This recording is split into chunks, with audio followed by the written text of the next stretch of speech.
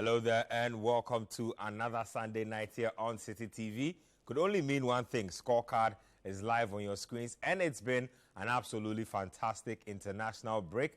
For us here at Citi TV, it's been all about the food bazaar, or the Back to Your Village food bazaar, to be more specific. On the international level, Ghana's Black Stars have been in action against Angola. There's a second leg of that AFCON 2023 qualifier to play tomorrow. That game is in Luanda, but that game has not been without issues, laden with all sorts of stories and fallouts. We'll be getting into the thick of it on the show here. As far as the continent itself is concerned, Nigeria, they, with all the firepower on the continent, still could not get past Guinea Bissau. Surprise, surprise. We'll get into that as well and try to decipher exactly what is going on with the Super Eagles. On the European front, Italy were up against England. Very interesting game there. France were up against virus hit the Netherlands. Also an absolute pasting in that one. So there's a lot to talk about today on the show and 23 action and also. Let's take a break here. When we come back, I'll introduce the men in the studio and then we'll get the action going. Welcome back to Scorecard here on Citi TV. My good friends are in the studio. Susu Graham, Citi Sports coach, Christopher Nimley, Citi Sports as well. Gentlemen, interesting weekend. Coach, you were pitch side in Kumasi. I always like it when you are pitch side because I know that you bring a lot of juice and a lot of candidness to the conversation. How was your Kumasi trip? I would say very interesting because at the end of the day, we were there to support our national team. It had nothing to do with what has transpired in Qatar. I think the people of Ashanti needed to send a very strong signal, especially to the managers of our team, that this is ours. The Black Stars, and for that matter, every other national team belongs to the people of Ghana. And in Ketia, the support base was absolutely massive. Look, I think you could compare this to the game against Nigeria in terms of support. The only difference that the Nigerian game brought a bit more tension, a bit more bite because they are by far our biggest rival on the continent. But in terms of Ghanaians showing their love for our Black Stars were absolutely, absolutely brilliant. For me, yes, shambolic performance in the World Cup, but it starts all over again. It is not our bona fide right to go to the Mondial and win the tournament.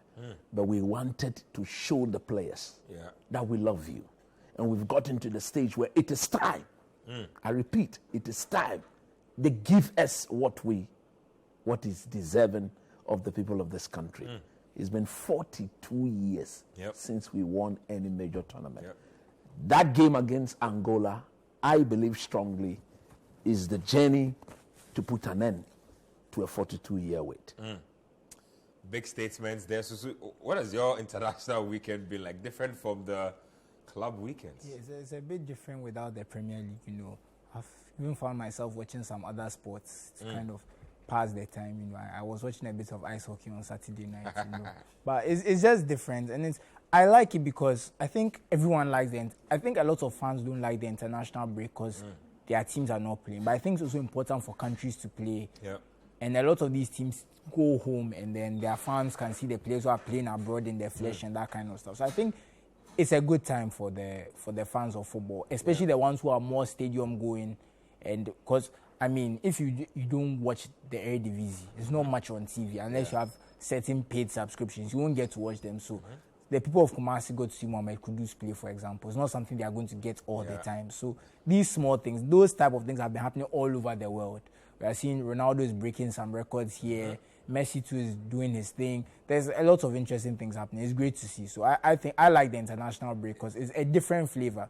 But different flavor indeed. That guy who broke the fence and ran onto the pitch is called Dembaba. The pitch invader. He said, and I've seen a video of him saying that he used to do this at Stamford Bridge. I know we are all laughing and stuff because nothing happened then, but it's a huge security problem. And I will point to the incident of Monica Seles. I don't know if a lot of people have heard of her. She was a tennis player. She was coming up. She was about 19, 20 when a fan kind of went and stabbed her courtside, and she lost a few years of her career and that kind of stuff. I'm not saying that. I understand the fans. They're excited to see their players. but it's a security risk. And this is the second time it's happening during the Black Stars game. It happened, I think, in the Cape Coast Stadium. Yeah, Ghana versus South Africa, look, it happened. I get the fans are excited to see the players, but the security needs to be there because Let me tell you it could story. be someone dangerous. Let me tell you what happened. You see, I was more or less at the commentary section with the media guys. And then, on top, that is where the VIP people are. And there was this security man. I got one of the big men who sat at the VIP, told me this story. He said there was this security guy, police guy. There were many. They were all there to do a job. He stuck to the job. Very disciplined.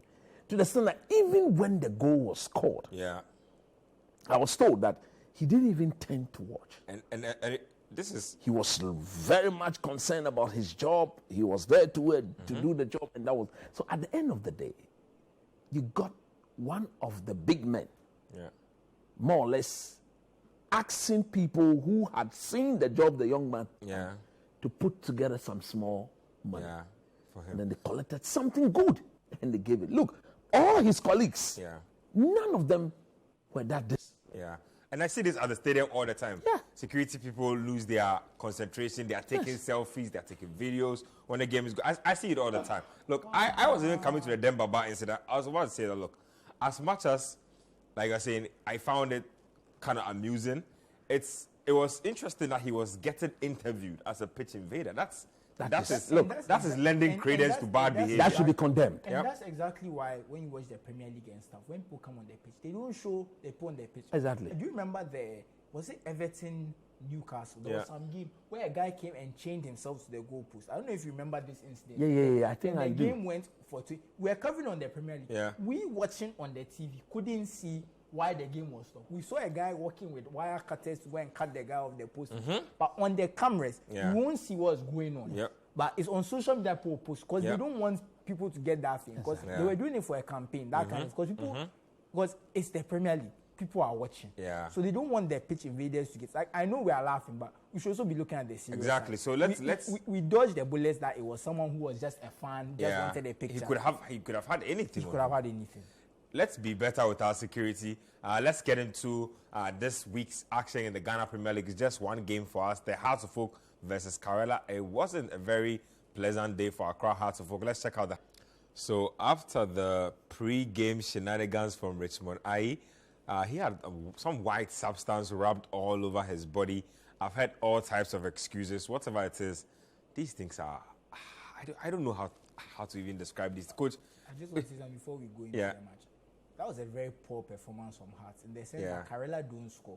That's one of their big issues, that they are not scoring this season. The coach, and remember there was an interview a few weeks ago where the coach blamed they play at home on ASUTF. So when they go and play away on grass, they can't score. Do you remember that interview? So for them to score you 3-0, a team that struggles to score, that's very poor. Big one.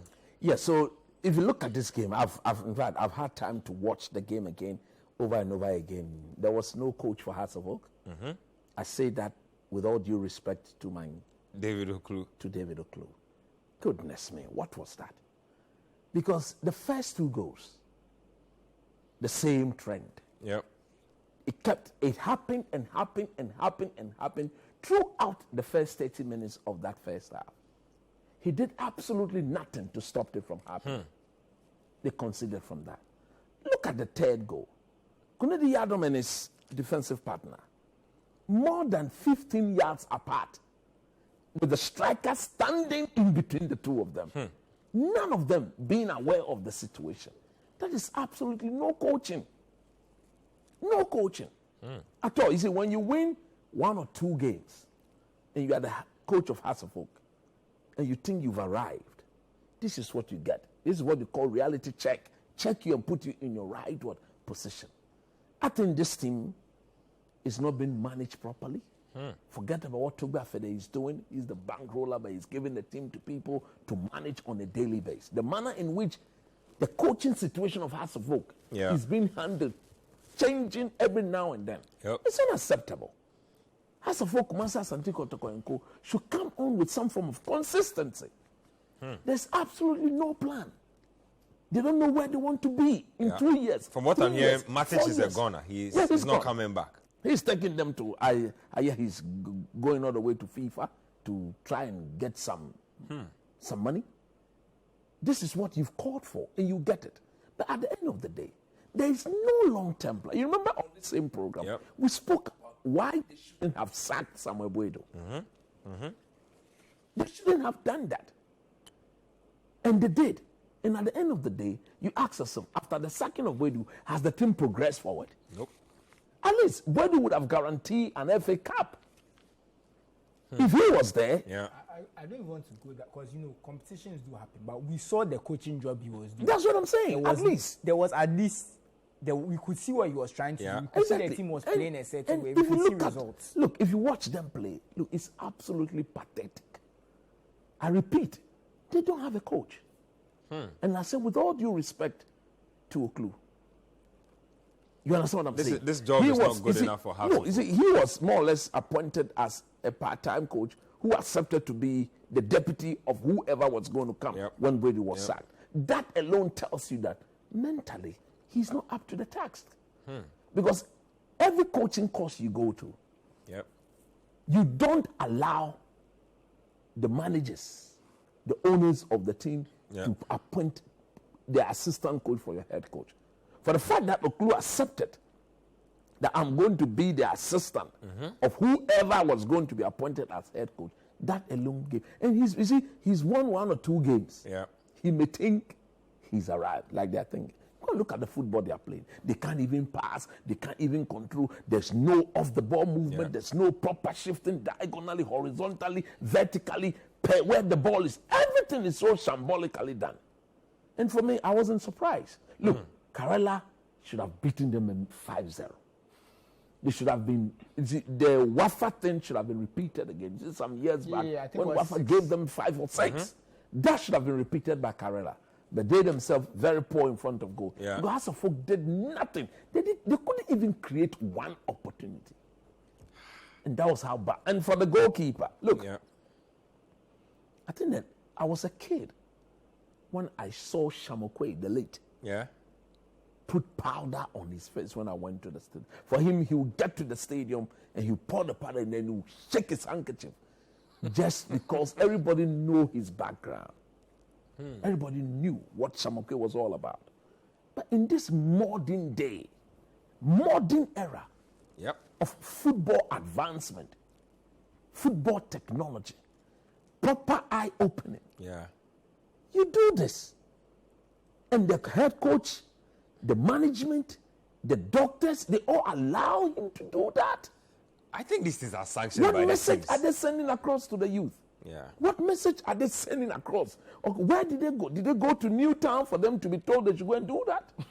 Or the goalkeeper should do that?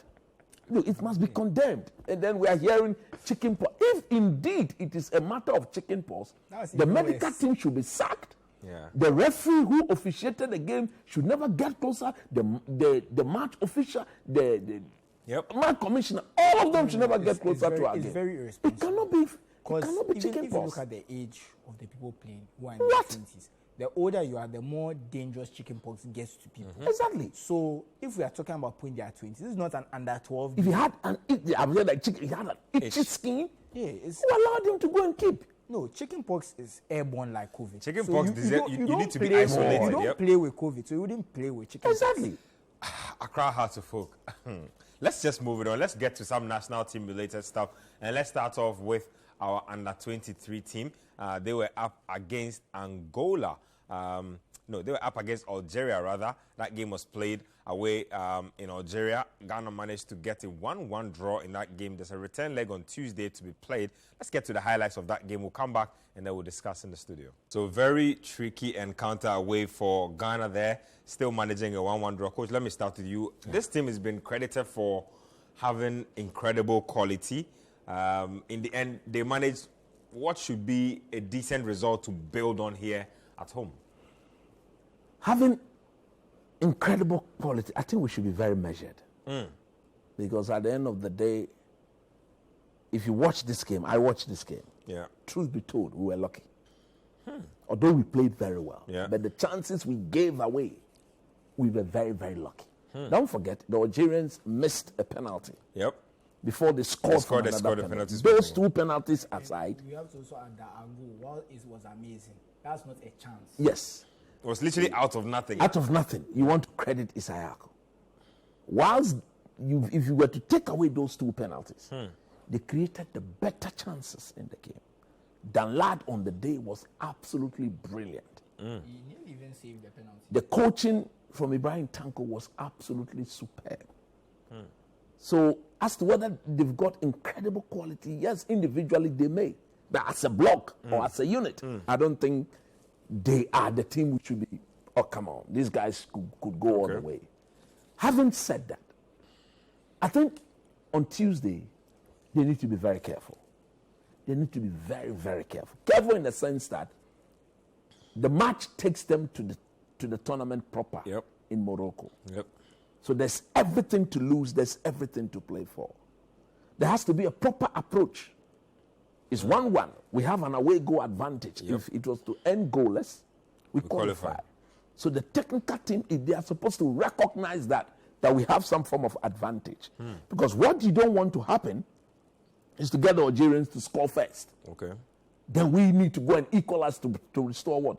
Parity. You don't want that. The crowd might even get on their back. Exactly. You don't want that. These are young players and all that. So we need to recognize the fact that we have an advantage to protect. So the approach should be very, very cautious.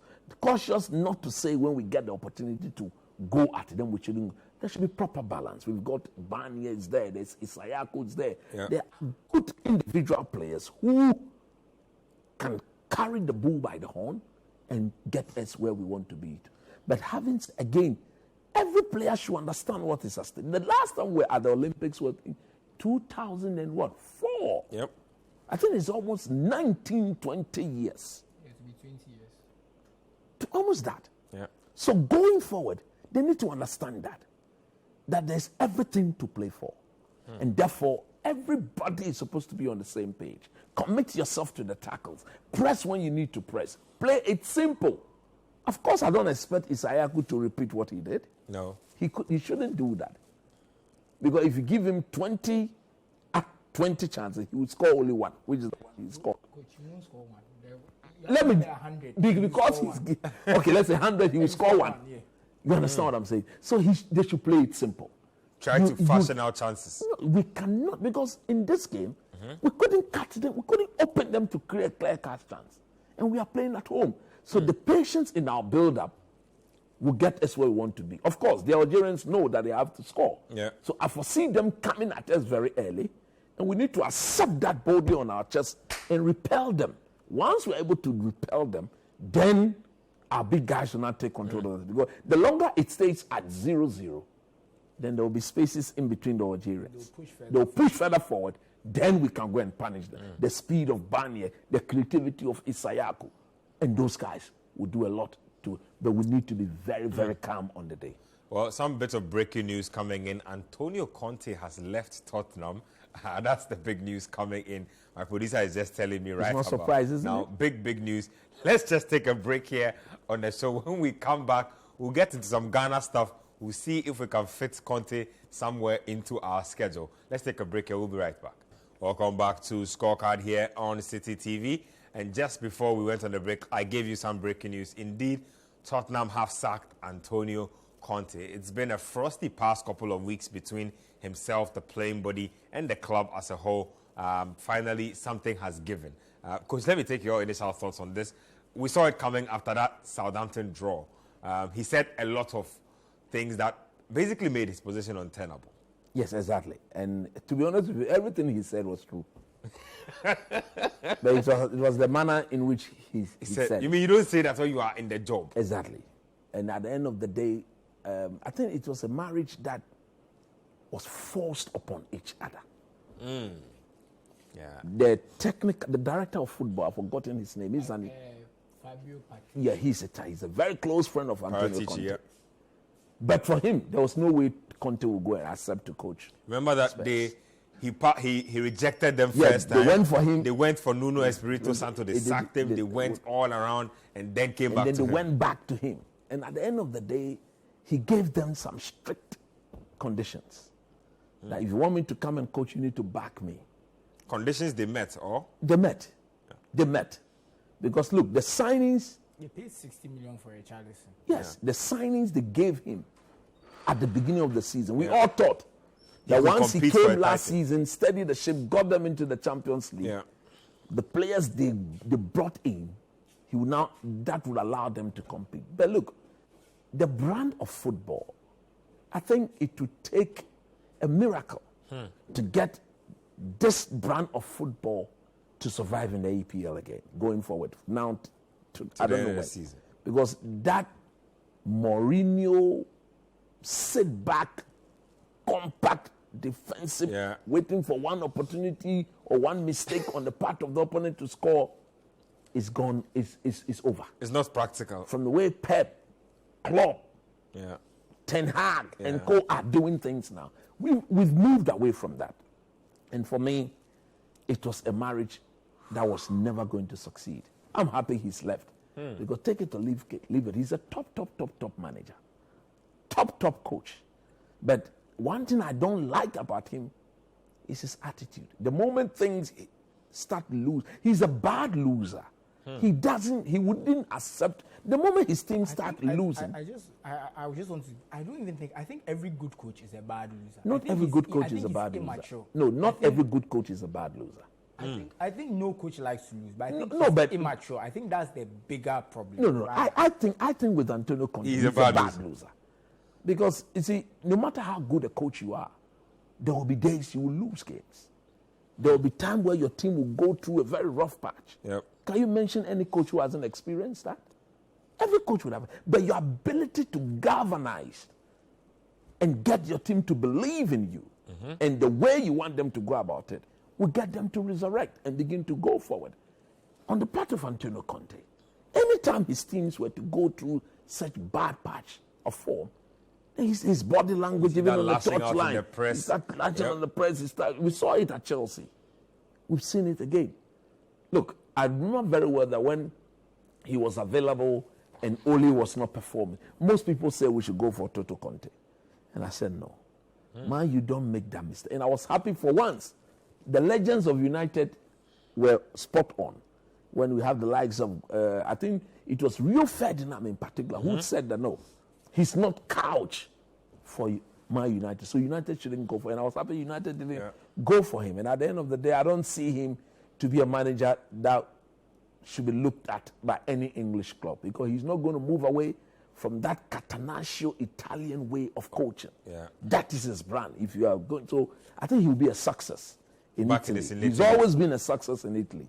That is why he should go back there. Let me take your thoughts on this Conte issue. After that speech, we knew he was good. We saw the similar thing with Scott Parker, when Scott Parker said the Bournemouth players are not good enough. There are some things you can't see. So I think right now, what happened was Spurs were more likely trying to see who they could hire before they made their decision. But they knew he was going.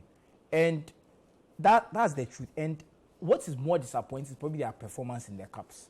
I think if you look at this Spurs team, we don't expect them to win the league. But let's expect them to make a strong run in the Cups. But even then, you're going to lose that. Locked out of every cup competition.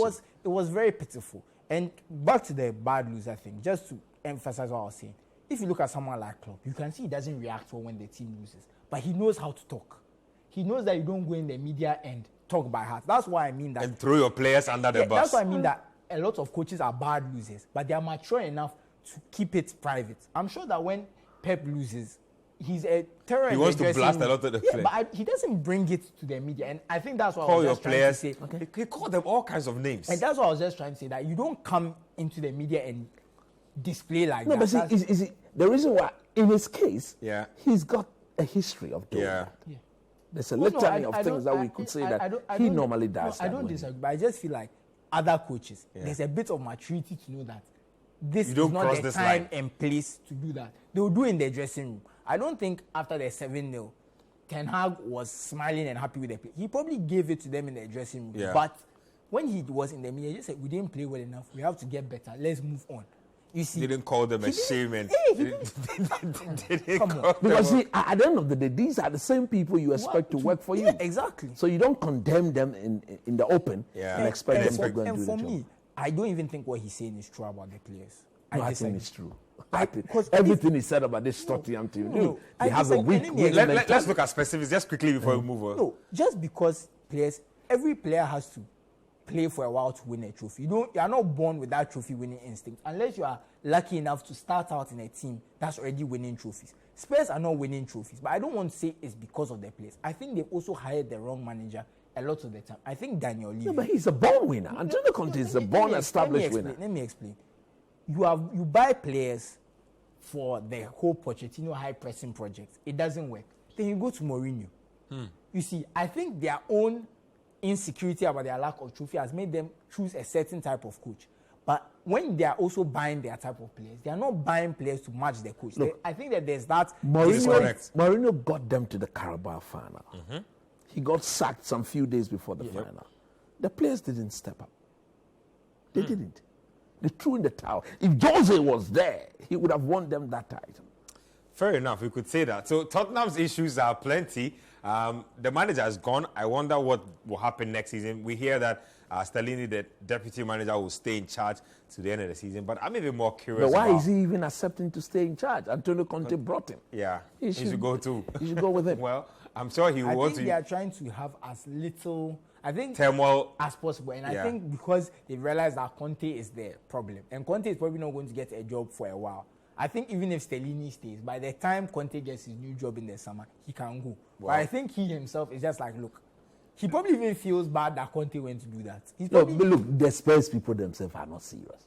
If you are getting rid of Conte, get rid of the money. Everything Conte. Yeah. You don't keep anything. I'm sure it's mid-season, so they can't do it. They cannot remove a whole bunch. When they sack Mourinho, they brought their former player, Mason. He's the new assistant. Yeah, so he's there. So he should take one and sack everything. But Conte. He's the same one who, like you said, went to the final and threw in the No, what I'm saying is that he, once you've trusted him in that position before, why would you keep anything Conte? Let's get to the Black Stars. They were up in Kumasi to an absolutely electric atmosphere, and Ghana took on Angola.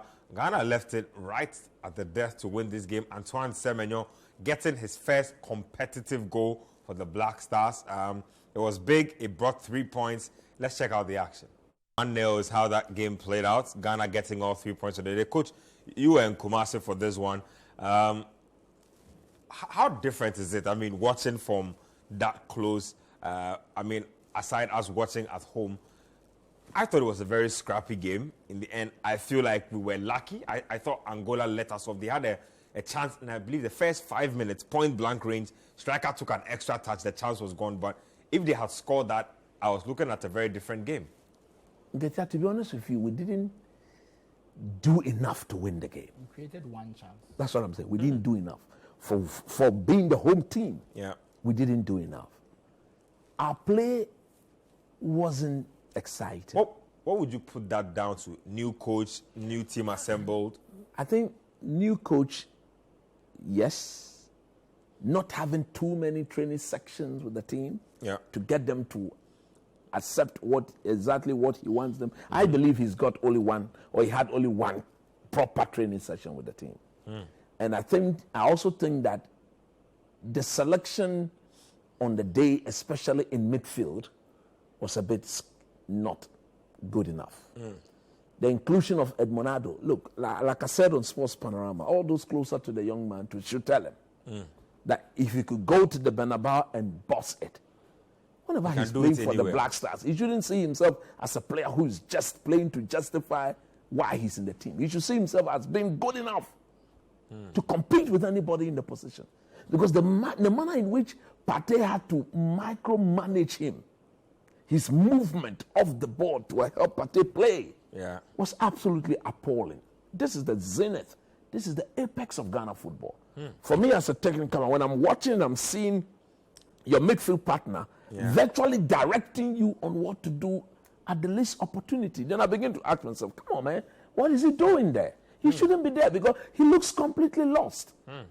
That is one point. Point number 2, there were 4 occasions where he needed to pick the pass. When I say pick the pass, the technique in execution, the proper weight behind the ball, under no pressure at that level, you can't get it wrong. You can't. If I'm the coach, I'm not going to accept that from you at all.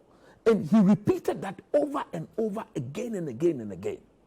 So again, once the ball got to our attacking players, when I say attack, I mean Jordan Ayew, Kudus, and then what? Kamadi. Yeah. I am one of those coaches. In fact, when you play under me, I always encourage my wingers to take on the fullback on 1v1 situation. Because I'm of the view that once you are able to go past him, a chance is automatically created. Yeah. Then you're going to pull one of the center back of the opponent from their position. And if you can pick the pass per the run of our players, we score. So in the game of football, most of the easy goals are scored from that end. We just watch Hearts of Oak being torn apart from the wings. From the wings. So I agree when Kamadi and Jordan and you decide to take on the fullback. But in doing so, you need to raise your head. When you see there's a defensive line cover, meaning the fullback that is in front of you, there's a defender behind him, there's another one. So you should know there are blocks. Yeah. If you go past him, somebody will step up. So once you raise your head and you go past him, you need to play the wall pass. On countless occasions, Jordan Ayew, late Kamadi, wrong decision making on the ball. You are playing with the striker who technically is not good with his feet, whose strongest ability is to get the ball put in front of him so that he go and punish. I pity Inaki Williams. I now understand what Asamajan said during the World Cup, that every proper run that the young man needs to do, he's making. But we are not picking the pass. This boy would have flourished if he had met Kojo Asamoah, if he had met Michael Essien, if he had met Sule Aliu Muntari. Because these guys one-time pass, will see the pass and then bam, you go and punish. But Kudus, he's a brilliant player, don't get me wrong. Kudus think that every ball that comes to him, multiple touches. You don't play football like that.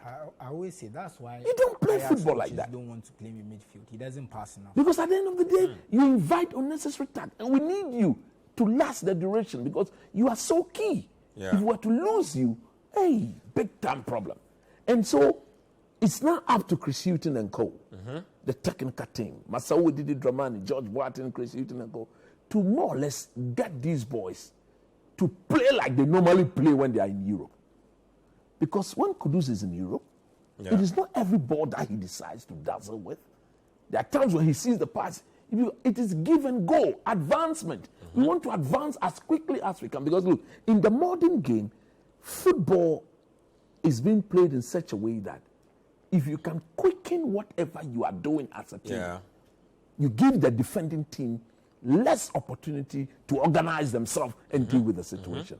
But when you overly dwell, look at Kamadi, he dwells on the ball unnecessarily. And at times when he does the good thing, the final, look, me, if your final ball is not spot on, you sit on a bench. Because every good, there was one thing I learned from the Spanish soccer coaching Bible, why the Spanish players are so much dedicated to keeping the ball. It's simple. A player is judged on the final pass. A player is judged on, we saw Xavi, Iniesta, those guys. It was their final pass that made them who they were. So if you do all these things and your final pass is bad, you never play under me. You sit out. So we are telling the coach, Kamadi is a fantastic 1v1 player. It's a player you want to have in your team. But please, he's a young man undergoing development. Begin to raise his head. Let him raise his head. Let him see what is ahead of him so that we can benefit from his runs, benefit from his take-ons. Because if it is going to go like this, then it will be termed unproductive. If you look at the energy he burns, whatever he does, it's absolutely, there has to be an end product to that. Let me comment a bit on Thomas Partey. Look, I think, again, the technical team will have to look at Partey and say, we have one of the best passer of the ball in the world. Angularly, he will get it right.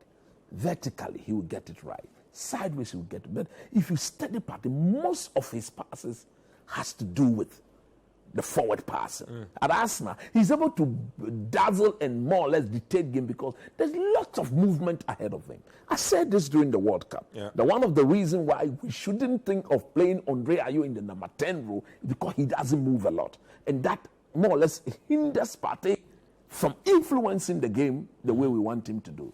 So he should be told. Jordan should be told. Yeah. Joseph Pencil, all the guys in front of him. When he gets the ball, give him multiple movements. He will pick the best pass because he's that technically brilliant and good. Look, I saw him play on Thursday, and he reminded me of Michael Essien. Whoever watched Essien play could draw someone. The passes, calm on the ball, based on the movement. Yeah. Look at Asamoah Gyan at the time. He's always on the move. Essien is always on the move. Appiah is always on the move. Because there were a lot of movement, they could pick the pass. But the players were walking. I agree, the sun was absolutely blazing. Even for where we were sitting, you could feel it. We could feel it. But at the end of the day, you can only make it simple for yourself if you play the game simple. And a word to the technical team. I've always had issues with when the technical team sees the obvious and tend to delay in the decision making. Edmond Ado, in my view, shouldn't have returned in that second half. Yes, Salis didn't come early, but you don't give Salis 15 minutes or 30 minutes to come and impact the game. In fact, he was the one who impacted the game alongside Joseph Pencil and then, of course, Semenyo and then what? Osman Bukari. Yeah. We've got good bench. So when those, look, if you give those on the pitch 60 minutes and they are tactically not performing, they need to go. If you have a bench, why are you waiting for? Come on, put them up and throw these guys in. I thought the subs took too long. Too long. Let's get to another issue that's coming up. So Mohamed Salisu misses the game through a knock. I believe Dennis Odo is missing the game as well through an injury. Jiku, of course. Jiku, of course, is also missing. And then Andrea Ayew. But asterisks on Andrea Ayew because, again, I mentioned it on Friday. People were trying not to read meaning into it. But I always say that everything around our captain is more significant than it appears. Now, after missing 90 minutes, the FA says that he's injured. He's returned to Nottingham Forest's team. I don't know how to feel about this. I'm sort of surprised, but again, so I don't know what you make of all this. Andre being injured, not playing. I just want to add two things to what Coach said about Thomas Partey and the movement. So Thomas Partey is second in the Premier League for passes into the final third, and he's ninth for progressive passes. Second in passes into the final third. And ninth in progressive pass. So this is a very good passing player. But then when I look at the players that were in front of him, they are not particularly good passers. They are good dribblers. They can get into positions to make things happen, but their pass is not their strength. When I see Kudus play, there's a reason Kudus has scored like 12 goals, 11 goals, but has only 2 assists.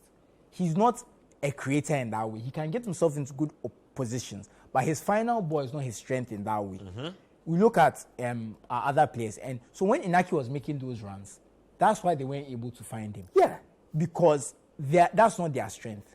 So that is something we need to focus on, because I think when I look at the way Partey was moving the ball, and like Coach said, Edmond Ado was not helping him, because we spoke about this on Sports Panorama, how Salisa's pass accuracy in the French League is 91%. Yes. He's very tidy with the ball. Yeah. So if you put the two of them together, it will definitely improve our things. But he's right. Our players need to move and make the right decision. Because I think, for me, I wouldn't even have gone as far as to say 60 minutes. I think halftime, Edmond Ado and Kamaldeen especially should have gone off.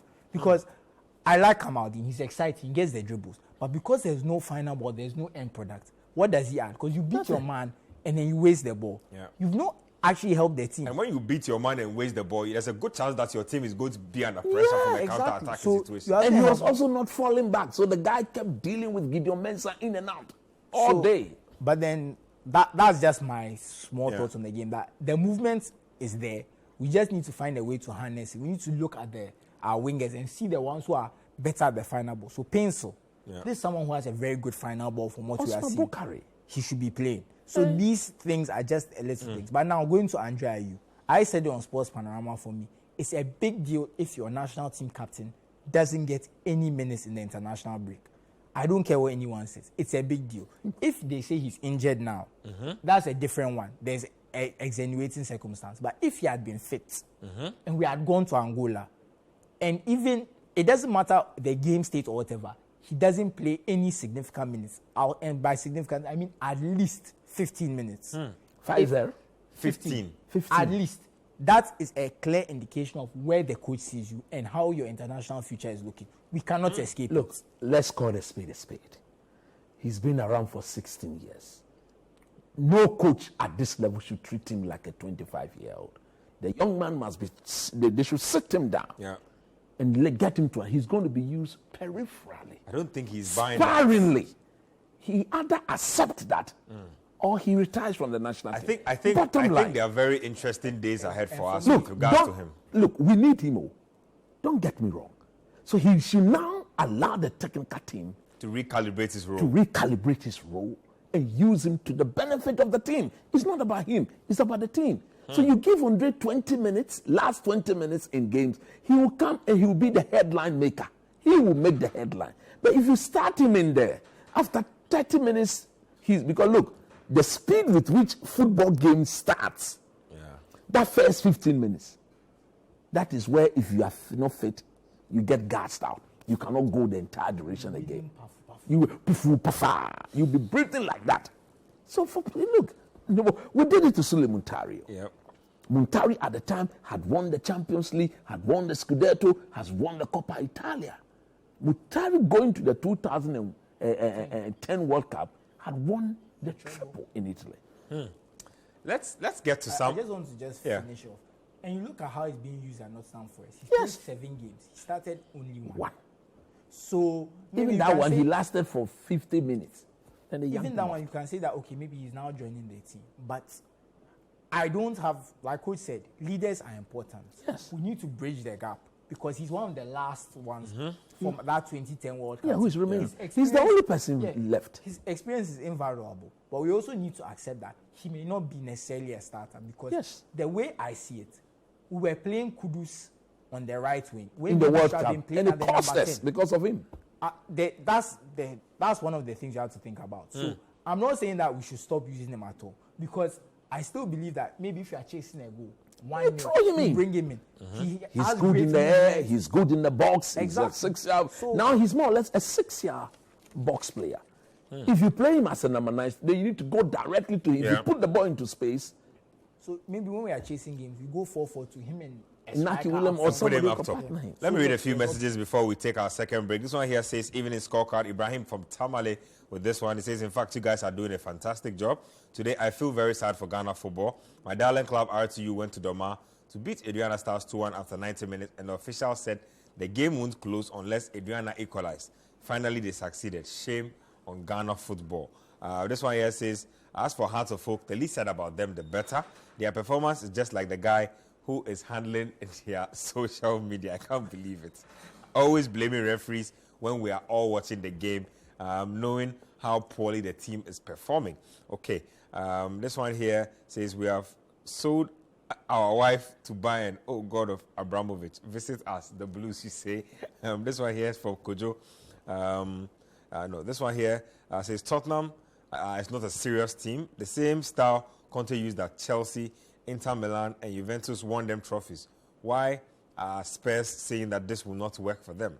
Interesting. This one says Ronaldo only gets... I just want to reply. It's not working. It's not a Spurs are saying it's not working. Well, Ben from Nungwa says that as for House of Folk, the least said about them, the better. I think I read that already. This one says the Black Star strikers are disappointing. They are too casual when they have opportunities in front of goal. Kweku from La Paz with that one. So somebody not happy with the attitude of Ghana's strikers. Let's take a break here. When we come back, we'll enter into more AFCON qualifiers. We'll get into Europe, and then we'll conclude with some boxing. Welcome back to Scorecard here on Citi TV. Let's now get to some of the qualifiers that took place on the continent. Big shocker, Guinea Bissau surprising Nigeria in Abuja. We'll get to the highlights of that one. We'll also get to Egypt versus Malawi. So it's back-to-back highlights, and then we'll come in studio and discuss. So big shocker for Nigeria. So let me start with you on that note. All the firepower in the world still drawing blanks. We've seen it happen before. If you remember, during their World Cup qualification campaign, they did lose to Central African Republic. Yep. And I think I can't remember, there was also Abuja, but it was a home game. So I don't see the issue. And look, 2 teams are qualifying from each group. So this is not something to be too worried about if you're in Nigeria. It's disappointing. Well, it's the fans will not be happy, the though. fans will not be happy. But at the end of the day, it's about getting to the tournament. What happens there is what matters. Getting to the tournament, I don't see that being a problem so far. I believe that a lot was. Aren't you overlooking what could be a bigger problem in the future? I'm saying that it's happened in the World Cup qualifying campaign. It's happened again, and we are seeing other teams losing. I mean, I believe Cameroon also lost. Yeah. It would be a surprise if these teams don't get to the AFCON. Because remember now, it's not like the AFCON is 16 teams and Cameroon were held to a draw by Namibia. Held to a draw by Namibia. That's what it was. So the results will happen. And international football, remember, we spoke about this, some of the training sessions, new coach and all sorts of things. So some of these coaches, these are their first competitive games. They've had maybe 2 training sessions with their team. There's a lot of turnover. Figuring out remember, to do. This is the post-World Cup, post-World Cup qualification international window. Yeah. Teams are now kind of getting back. So I don't want to read too much into it. If they don't make it to the tournament, that's when it's like, okay, what went wrong and we can examine. But game to game, in a 6-game thing, I'm not too worried. Just quick thoughts on that. I think if you've got Victor Osimhen, and you don't play to his strength, if I'm the coach, all the players there are subject. And just to add to that, 15 goals in 22 international games before this. So it's not like he's not been scoring for Nigeria. Yes, play to his strength. Get the ball to him. He's the man on form. He's the man noted for banging in the goals. We just watched the highlight. Yeah. There was one clear opportunity where the guy should have just given it. You see him holding his head, slapping his thighs. What at all are you thinking about? Guinea Bissau are making the game compact. They are packing the back. So the few chances you get, you release the ball quickly. Just snap thoughts on Egypt. They won Mohamed Salah captain on the sheet as well. That's why I said they have. I mean, I think there's a bit more consistency there. They've not changed anything. We'll see the big boys in Cote d'Ivoire playing to their start. So, like I said, the qualifying, it doesn't tell us. It doesn't tell us much. But you won't see some consistency, some clear patterns of play. But you know what they are doing. See, if you are Ghana, you should be worried, though. Yeah. Because the last time the Black Stars defeated a top 10 team in Africa was 7 years ago. Big one. 7 years ago. Let's get to Senegal, and they were up against Mozambique. It was light work for the Senegalese. Like I've been saying these days, the Senegalese own the continent as far as football is concerned. Closely followed by Morocco. Morocco disagree because of their semi-final. I get what you mean. You saw the banner they posted that we are running African football. Well, it's a healthy rivalry that I will accept. Let's check out Senegal versus Mozambique, the highlights. Game for Senegal. Coach, just quick thoughts on that one. This is what you do. If you are the African champions and you bring a team like that to your Mozambique, you beat them and beat them good. Get them to understand that the levels are just not the same. The quality of the players on parade, absolutely not the same. And Senegal, look, I think I want to see them play Morocco. I want to see. Let's settle this. I think they are Morocco did well in the AFCON. I think they'll beat Morocco. Look, I have to remember what Morocco did to get where they went at the World Cup. They were very solid and compact. They picked their moments well. But it was more about tactical organization. They didn't go out and dominate opponents any game. There was, I think maybe the only team they might have dominated was Cameroon. Canada. The whole World Cup. You play 7 games and you have one performance where you kind of dominate. The thing about playing defensively is that when it goes wrong, when you concede 1 goal, that's it. Morocco too always tend to struggle on the continent. In the major, I think they've won the tournament once. And you see, that's exactly why. And I say Ghana has a similar problem because I think when we have to go out and play and open up and dominate the game, we have a problem. In the AFCON, Morocco is going to play more teams they are expected to beat. Yes. If they meet Benin, and remember when Benin knocked them out, was it AFCON 2019? If you play against a team like Benin where you're supposed to go out and beat them, and you don't beat them and they hit you on the counter, and you are now, they lost on penalties in the end, but there are more matches like that where Morocco have to be there. They have to force the issue. And a lot of the time when they have to force the issue, they can't get to that. Which is what the last AFCON, they went out to Egypt, if I remember correctly, because they scored early. They decided to sit back. Egypt forced the issue. Egypt scored, and then they couldn't kind of now rouse themselves to score again. Went out on penalties. So the thing is, when you are playing teams who are clearly better than you on paper, it's easier to have a game plan that you can set out and just stick to the game plan. So we saw them do it at the World Cup in basically all their games. Spain, they knew Spain will have all of the ball. Let's sit back. And then Portugal, same thing. France, they tried it again. It didn't work. But when you come on the AFCON and you have to vary, you have to play some games, you have to dominate some games, you have to sit back. it's a lot more tactically difficult, and that's probably why it's an issue. I still would like to see that matchup, but let's get to Europe, and let's get to the Euro 2024 qualifiers. Also kicked off this international break. Let's get to the first game between France and the Netherlands. Remember, the Netherlands had been hit by a virus that had taken as many as 7 of their first team players out. France had no mercy when they met them. They completely took them to the cleaners. Let's watch the highlights of this one. Kylian Mbappe, the breathtaking coach. Yeah. Look at that. That defending was... This is by far the best team in Europe. Yeah. By far. France. Yes, they are the best team in Europe. I will not say the world because the world champions just dealt with them. Yeah. They can... Look, I think we should all go and learn from them. The manner in which they are going about their transition. Yeah. And they are producing players at an alarming rate. The team is guaranteed for the next 20 years. Because no member, they can lift their under-20 team and they'll compete at this level. I'm telling you. But they are still and those guys. Chouameni. Look, I like Didier Deschamps because he always play to the strength of his team. You know the strength of this team is genuine pace. So when you are playing with them, they will allow you to have the ball. Yeah. And they've got proper midfielders who can break your advancement and then counter-attack is on. And football, you see, when the team in possession is always weak defensively on the transition. And with this French team, if you look at the first goal they scored against the Dutch had the ball. The moment they won back the ball, and then they were weak on. They were very weak defensively. The pace they have, not even just the starters. Mbappe, Kolomani, Coman, Diaby. All of them. Keep mentioning it. The front, all of them. It's like, apart from Giroud, everybody there. Even the defenders, even the centre house. So look at the AC Milan left back. So they allow, they will drop off. Come.